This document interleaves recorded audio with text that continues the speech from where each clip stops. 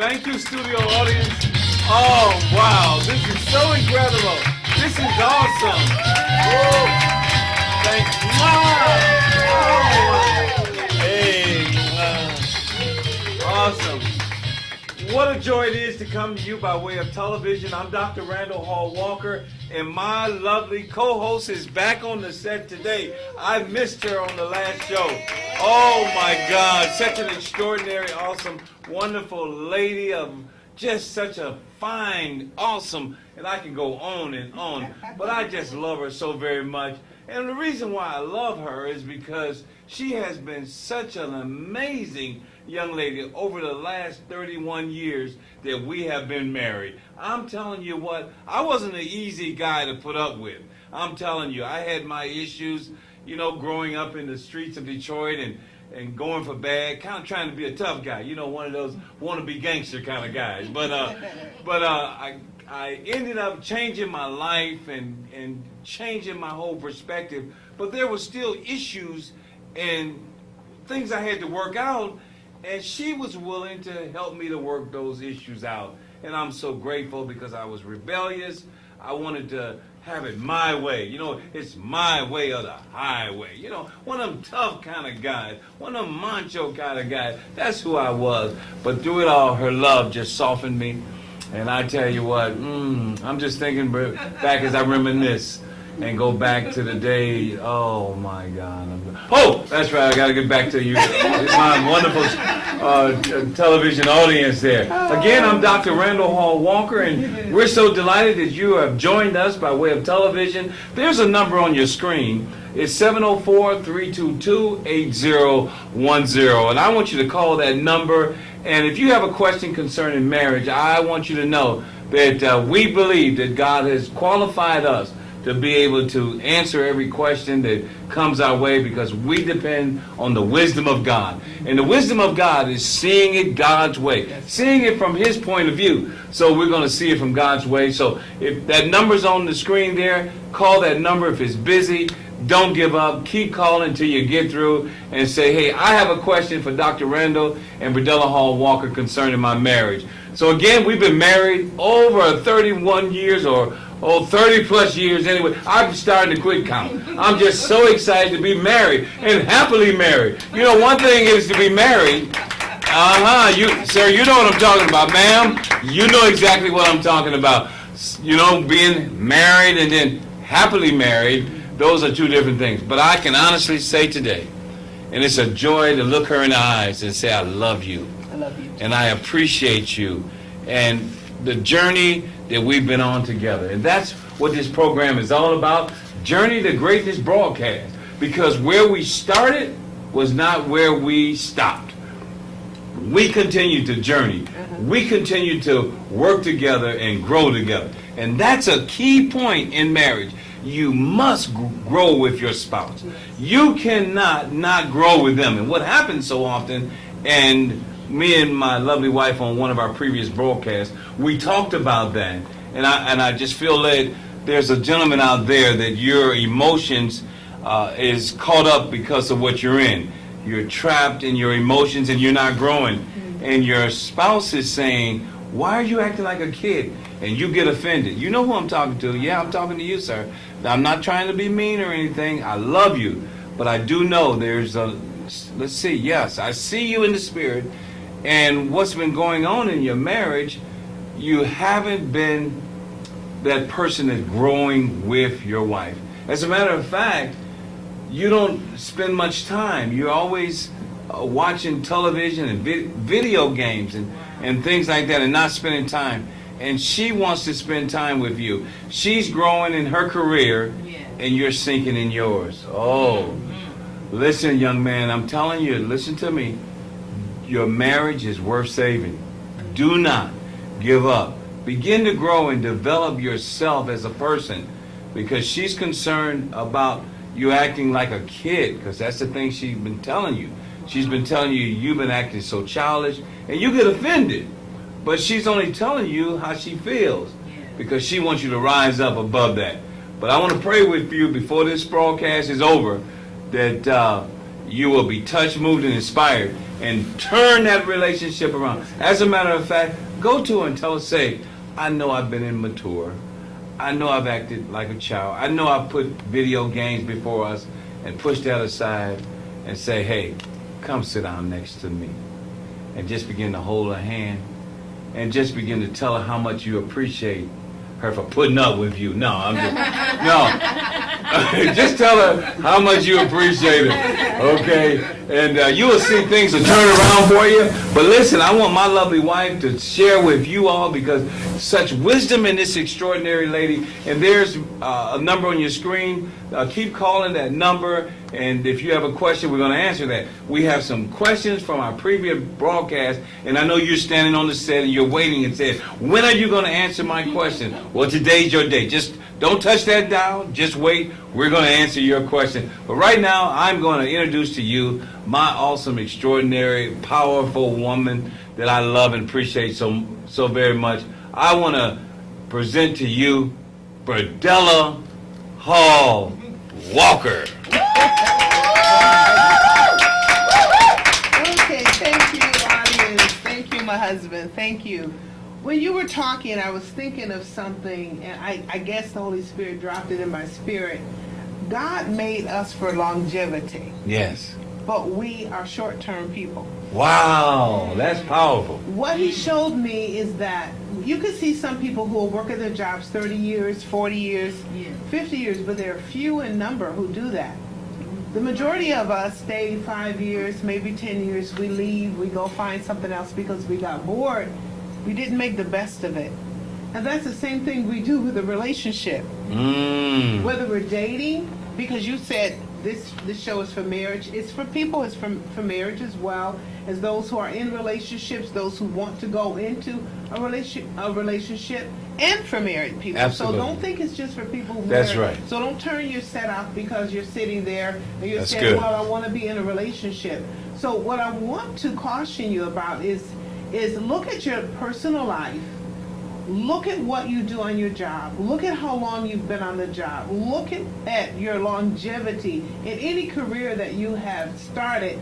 Younger people, think about your career. Think about what the longevity of that is. So if it's short term, your marriage, your relationship might end up being short term as well. The reason why is because we get bored so fast. We make it mundane. We make it every day. I have to do the same thing. But if you get up with the joy of saying, there's got to be something different.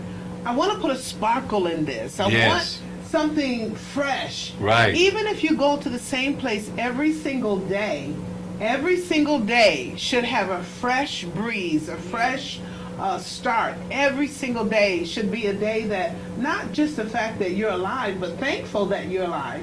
And then go on the road, go to where you're going and enjoy it every day. I take the same expressway every single morning, 5 days a week.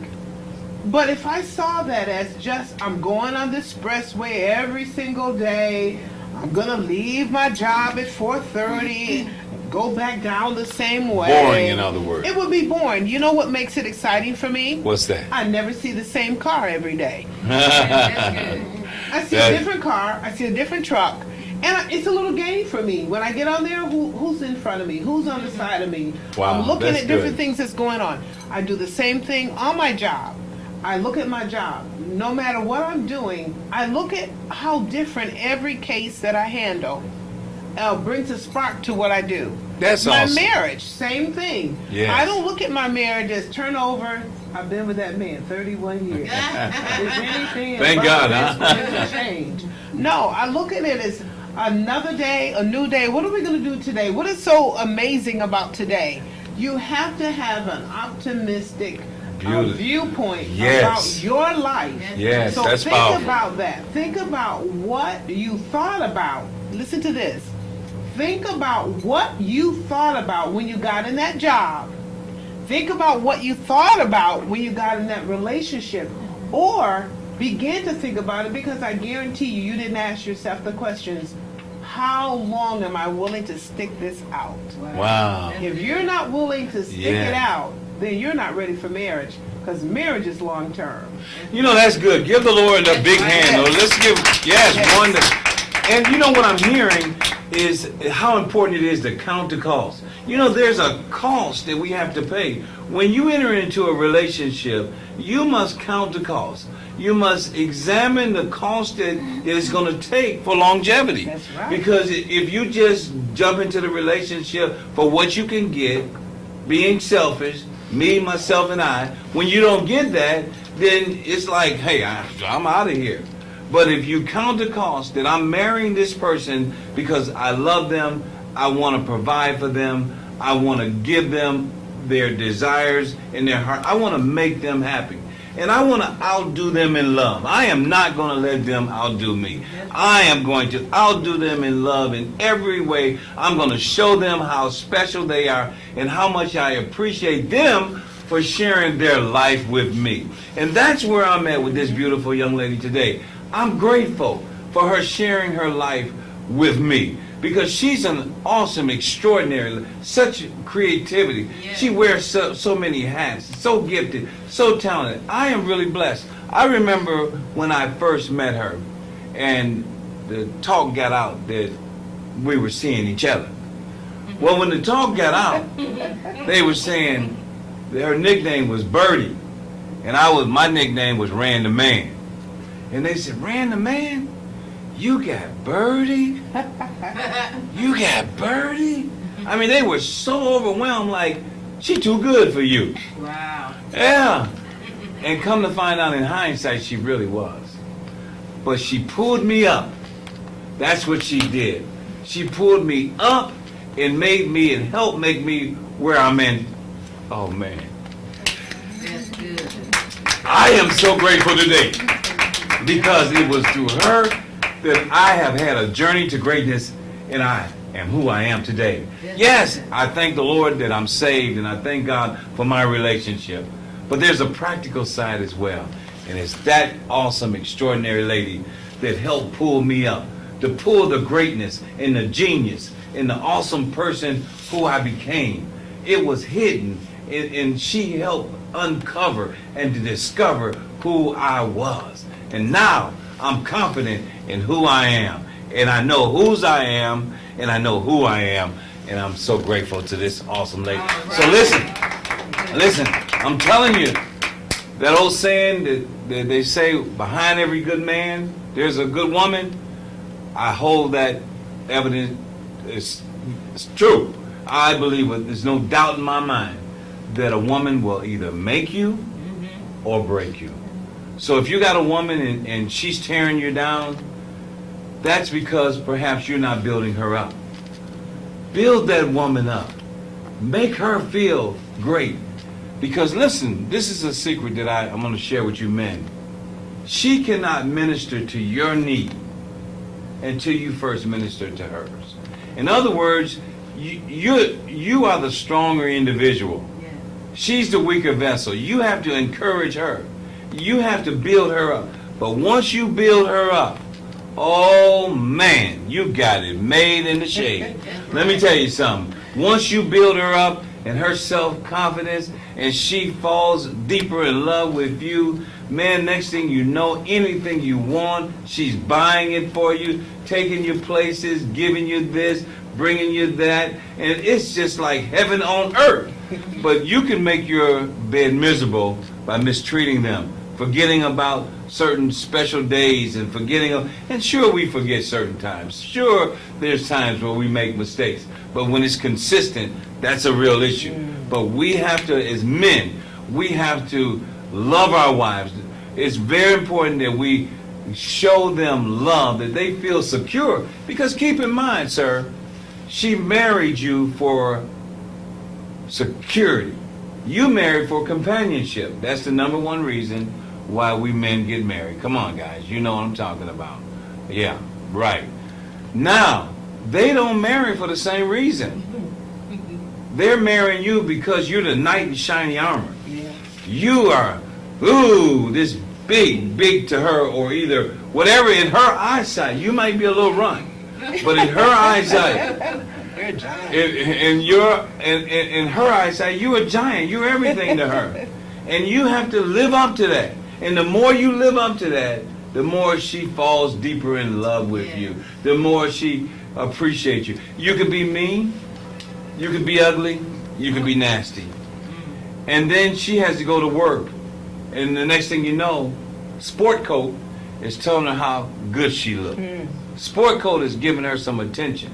Sport Coat is telling her, hey, you're the best thing I've seen all year long. And then she falls, and then you want to know why. You want to know how your marriage went sour. You want to know, how did that happen? Well, you pushed that woman into that relationship. You pushed her, and she couldn't take it any longer. And she said, I can't do this. I can't do it. And the next thing you know, you're in divorce court, and you want to know why. I'm saying to you, my journey to greatness has been because even though I started off with a life that was a wreck and didn't know how to love her, didn't know how to appreciate her, it was about me. But after I learned the importance and grew, you know, the Word of God talks about, and one thing I understand, that sometimes that we just as men don't know how to be men. And I'll be the first to tell you, growing up for me wasn't easy. Taking on responsibility, being accountable, and being told what to do and taking instructions.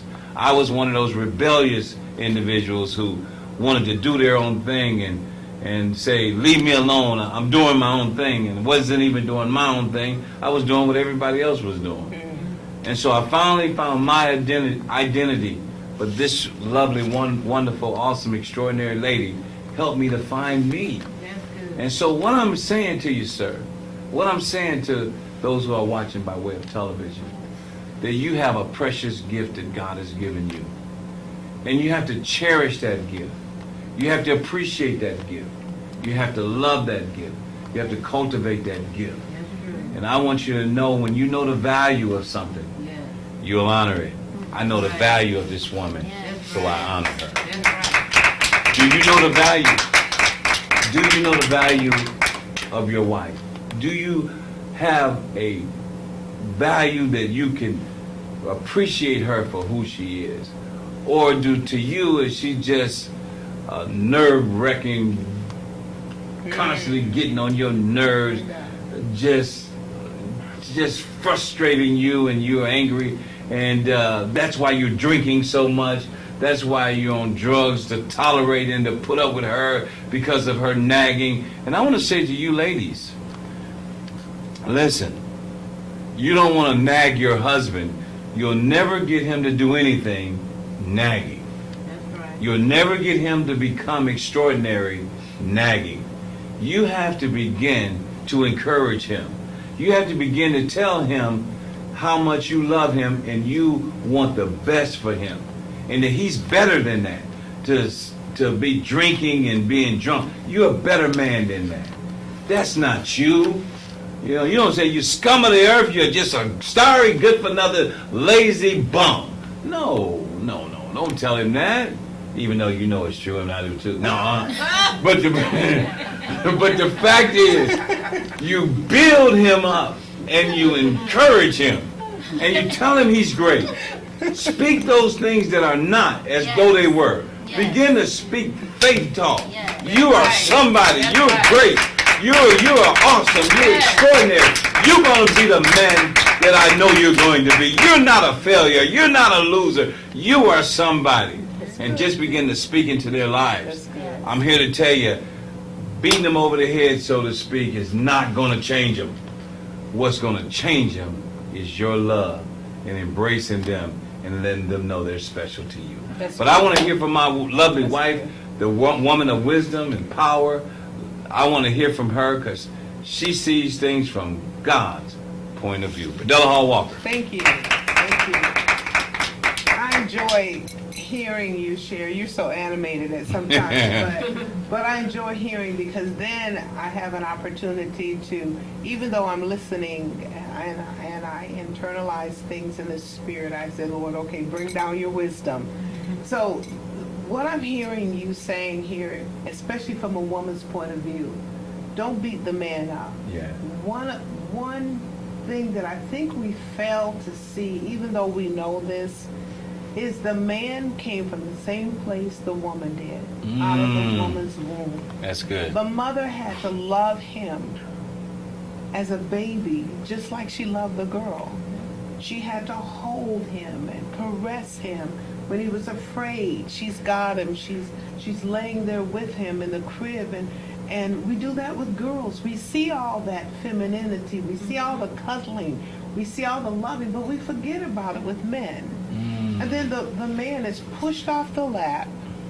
If there's a male figure there who has not or does not remember where he came from, or did not get those loving nudges or hugs, he began to say at a certain age, and I think we lose men as little boys at an age of 6 or 7. You can't cry. You've got to do this, and you've got to do that. And we're making them grow up without the love and the affection that they need to have, and that's why we see so much happening. That's why we see men who want attention go in different directions. They want it so badly they become angry, and so they become serial killers. Wow. They want it so badly they become rapists. Right. They want it so badly that they find themselves, and I have to say this, they find themselves in an identity crisis, not knowing whether they're male, whether they're female, because they're wanting so much to just be loved. Yeah. And when a woman understands that the man, just because he's grown and he's big and he's husky and he's burly, or even as you had indicated, a runt, that love, that touching, that holding, that caressing, those simple words of kindness mean as much to him as it does to the woman. Right.